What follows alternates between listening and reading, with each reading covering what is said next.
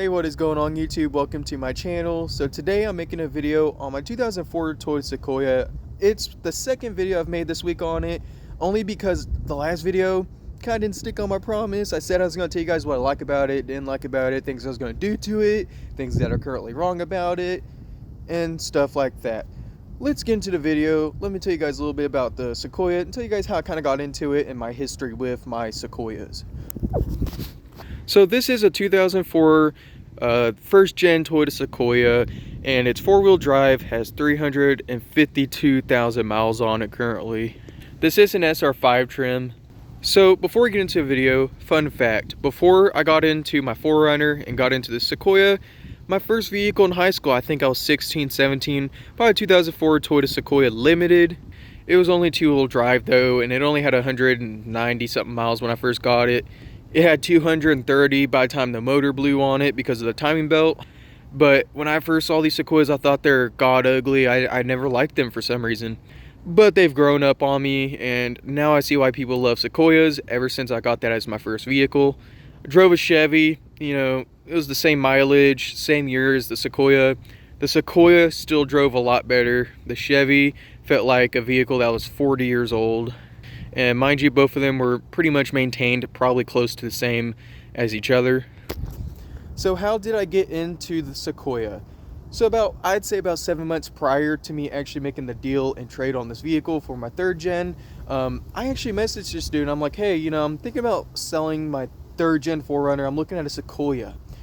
And he's like, hey, you know, I've been kind of looking at a 4Runner, this and that. Well, somehow I lost connection with the dude, and I was like, you know what, you know, after a few months later, like 7, 8 months, maybe 6, it was something like that. Anyways, messaged him 7 months later, for an example, right?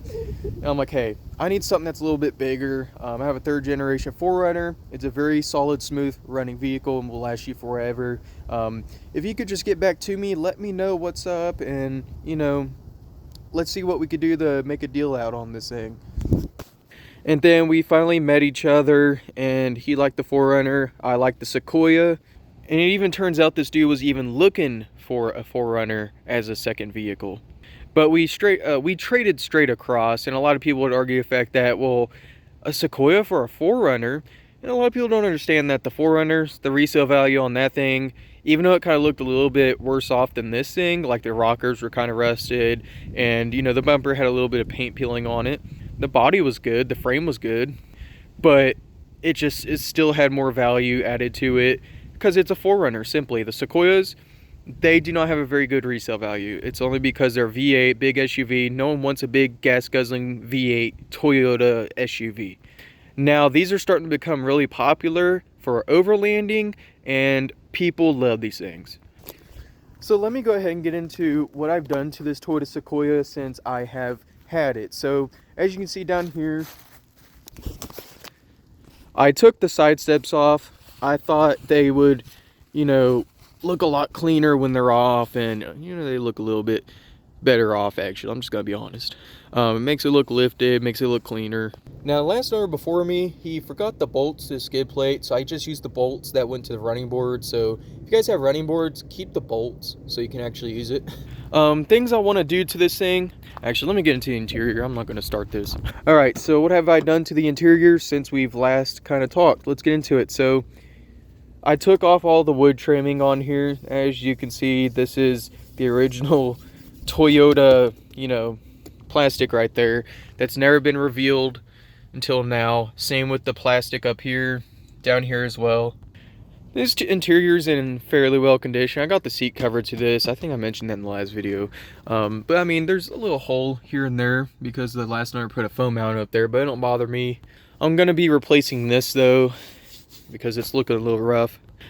The door handles, I'm planning on changing them to a dark gray color. The last owner had actually included this right here, and I like the gray color along with this gray up here, and I feel like it matches the dash a little bit as well, and the steering wheel. The tan seats, I think they look pretty good. I mean, they look a little out of place on camera, but in person they look pretty good. But I mean, I'm gonna be installing some more of these. I'm just gonna figure out where he got those handles at, and I'm gonna order the rest. This even got the Toyota manual from factory, as you can see right here. all the books and everything. The TV looks like the front page is ripped off, but you know what is what it is. You have an extra key in here as well. But I mean, that's everything I've done in the interior. I'll show you guys the rear real quick and show you guys what we were dealing with up front. This is that god ugly just wood trimming. When I first picked up the vehicle, I was like, man, I had to get a vehicle with wood trim. But then I thought to myself, I'm like, well, my friend had a Toyota Avalon and the wood was able to be picked off of it and look pretty clean and it didn't leave nothing behind. Let me try it on the Sequoia. And there's nothing being left behind. It was like, it was just stuck on there. Like, it wasn't even glued on, it was just adhesive. So let me go ahead and start the vehicle and show you guys what might need to be done to this thing.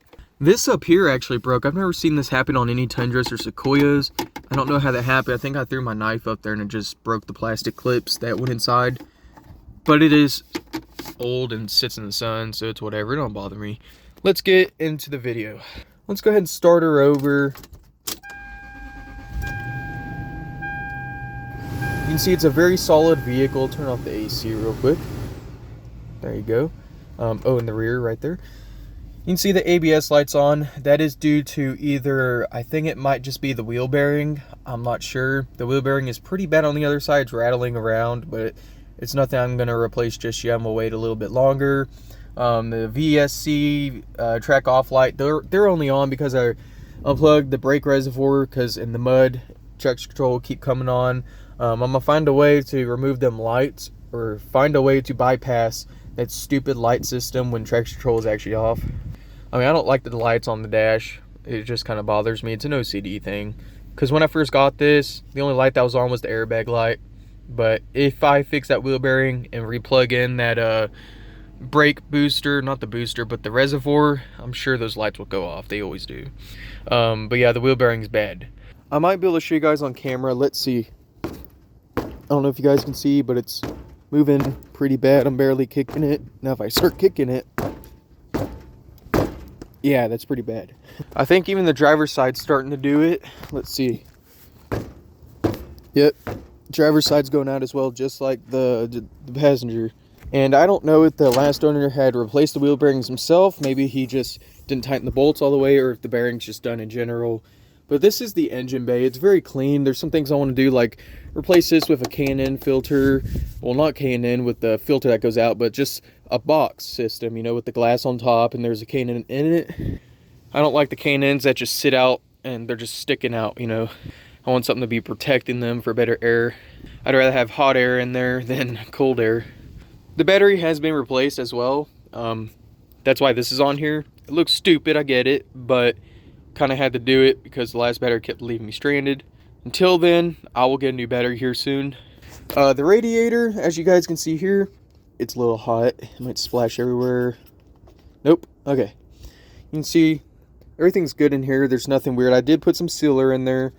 I don't know if you guys can notice any of that, but it's to seal the water pump for now until I get it fixed. It was leaking off pretty bad. I'm gonna get that done eventually, but I try not to drive this too much or too hard. I drive it like a grandpa.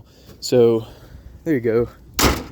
Another thing I want to do to this is get a lift up front, only because the front sits pretty low. This is my hand. You can't even fit my hand in here. That's how low it is up front. I need to get that lift kit. The rear I could stick to, my hand's under there. So my 4Runner had the squat in the back. This has the squat up front. I don't know which one I like better, the squat up front or the squat in the back. Up front I could hit stuff, jump stuff, and the back would just kind of, you know, do what it needed to do. This one, it feels like it just hits every bump and it kills you. Now this SUV does have some door speakers, Rockford Fosgate, the tweeters. I'm not sure what those are, but they sound like crap. Same with the speakers, they sound like crap as well, so I'm gonna be replacing them. I'm planning on getting some rubber floor mats. I'm not sure what brand I want to go with just yet, but I want some that will cover the entire like carpet underneath, because I'm kind of getting sick of having to scrub and clean this every week. The rubber mat that goes in here is currently missing. I don't know where that's at, but it don't bother me. But I'm gonna get it replaced with maybe like a silver kind of rubber or something that'll just kind of match this right here. Or I might just keep it black. You guys let me know. Should I get carbon, black, or like a lighter color? Same with the cup holders. I mean, they have the rubber in it, but should I? Now, I want to somehow, maybe, I'm not going to remove the cup holders, but I want to find out if I can remove this and maybe somehow put something in here like a bass knob or something so I could change the bass. It's a thought. I don't think I'm going to do it, but it's a thought. Right here on the Sequoias, you can actually run wires up into the firewall, out to the battery or whatnot. I'm going to add some switches. I'm going to get this and cut that out and just get a little trim piece that's flat with button selections on it. That's something I'm going to do. That's what the newer Sequoias have. I plan on actually buying some more switches and stuff because I have a feeling this one's about to go out. These like to break a lot. Just the driver one, they just get old and used every day, and it is what it is. The dash, I'm not sure what I want to do to it yet. I might actually go ahead and repaint the whole dash, put a little bit of Bondo on here and fix it to where it was never even noticeable that it got, holes in it. Like I said, it don't bother me as long as the vehicle runs and drives for another like 300,000 miles. But still, it's just, I would like to get at it at some point. I want to get all these missing pieces on my vehicle replaced and all the dry rod stuff. These like the dry rod on the Sequoias, these little tabs on here. And the little hole right here, that's where you're supposed to unscrew the door panel, which there is a screw in there, and that's surprising. Those like to get lost as well. Same with the little nuts that go in there, the black nuts, little plastic nuts that go in there to keep this rocker from moving around. I plan on taking off all door panels, like I said, doing some sound deadening and everything. It does kind of creak in here every once in a while. It's not bad, but it's just getting old and it could use a refresh. This system right here, I'm not sure if I like it. It kind of, I don't know. I like it, but it's there and I never use it. So I might find a way to modify that and get some use out of it eventually. I want to get a roof rack up here, aftermarket, one of them caged ones that overlanders use. I'm going to get a spare tire on the very rear as well, just to kind of make it look nice. And then the underneath side of where that spare tire used to be, I might put, maybe a train horn under there. I don't think I will, but I might put some like little storage cubbies down there, something that I could reach under and maybe slide out without it looking like there's anything under there, of course. I have a lot of ideas that I could put on that spare tire area. I just don't know what I should. You guys let me know what I should do. But anyways, I hope you guys enjoyed this video. If you did, let me know. But let me get into like the things I like about this vehicle. It drives real good. It pretty much reminds me of a 4Runner and Land Cruiser, but it's a lot bigger than a Land Cruiser and a 4Runner. It literally, the four-wheel drive on these things are great. I've heard of the center diffs actually like shattering, breaking, and all that. It's a common thing on these, so I'm gonna figure out what I can do to prevent that because it has 300-something thousand miles on it now. Whoever used it before me, they might not have used it very well. They might not have ever used four-wheel drive, maybe 1 or 2 times in the snow or something. But still, it's always a good idea to kind of do preventive maintenance on these things. But, I mean, other than that, upper ball joints, I might get the lower as well through Toyota, water pump from Toyota, and timing belt. Might end up doing that. The last owner actually sent me a water pump and a timing belt, but he ordered it from Amazon. I'm going to keep it as a spare in case anything ever does go wrong. But I'm going to go and buy the Toyota pump and the belt, Mitsubishi from Toyota, and I'm going to get that replaced because I just don't trust Amazon anything to be put on my motor. That's just what cheap maintenance is. Like the starter, he had put, a cheap AutoZone starter or Amazon starter on there. Same with the alternator, I'm sure. Just power steering, wreck opinion. It's not even from Toyota. It's probably from Amazon or O'Reilly's. Now, I'm not trying to bash the guy on this. He did what he did to maintain it, keep it up nice. I respect that. He's maintaining it and doing everything he can to keep it nice. But these parts will not last long. They will last a year or 2 years. And it's just, it falls back on the next owner. And I don't make a lot of money, so I'm just trying not to treat this thing like a piece of crap like I do with any other vehicle I have. I'm trying to treat it like a man and pretty much just keep it long-term reliable. Eventually, when all this stuff starts going out, I'm sure pretty soon, I'm going to go ahead and start using Toyota because another $100, rather than buying O'Reilly's won't hurt. And that'll be the last time I ever had to replace that for another 300,000 miles, 200,000, 100,000, just depends on how you treat the vehicle. With me, I would say arguably probably 200,000 miles with the starter, alternator, maybe even more than that. The wheel bearings, I might even get Toyota OEM. But that is really about it, guys. I'm posting this video on Chopped. I'm not going to edit it. I'm just going to put it out there. So sorry if there's any weird footage in here. But I just kind of wanted to give you guys a real video, kind of upload for y'all. I hope you guys enjoyed the video. You guys have a great day. And I'm going to go and pay my $300 fine because I got a speeding ticket in this thing the other day. Ah, man. And the V8 already just takes all my gas away. And that's like $50 every week. But yeah, it is what it is. You know, cops like to mess with you. And they like to steal your money. Probably shouldn't have been speeding.